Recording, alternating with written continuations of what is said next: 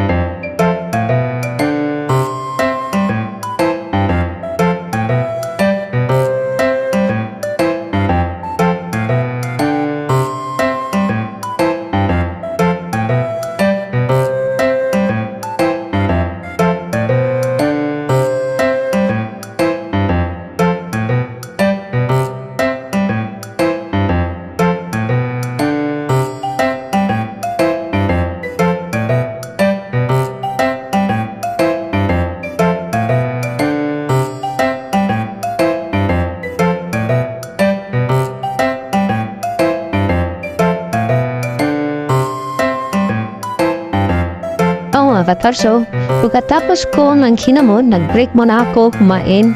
Ito ang ulam ko, isang bulad at nilagang utan mga katarso.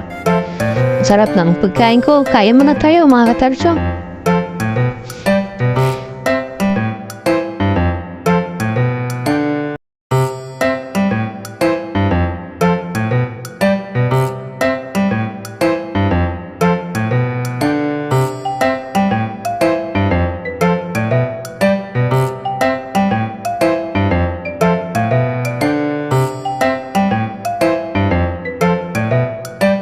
Pagkatapos ko kumain mga katarso, balik naman ako sa paglilinis dito sa backyard. Ito ang ginagawa ko tuwing umaga mga katarso. Tuwing may klase pa ako, wala. Isang bulan na naman ako nawala dito mga katarso sa aking kinaistiyan.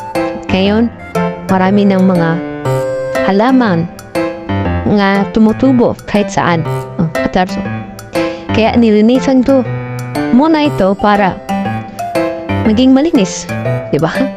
O makikita mo yan mga katarso, yung kahoy nga ginawa ko yan para akyatan ng tinanim ko nga string beans mga katarso.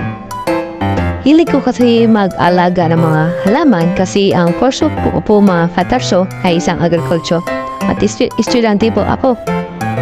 Kaya nilinisan ko po ito para sa sunod naman, magtanim naman ako na isang uri naman ang tanim na pwedeng itanim dito mga katarso. Magagamit pa itong mga kahoy kasi hindi pa naman ito nasisira.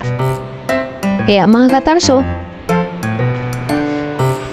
manood lang kayo sa aking mga palabas. Huwag niyo ko ang kalimutang i-like at follow mga katarso.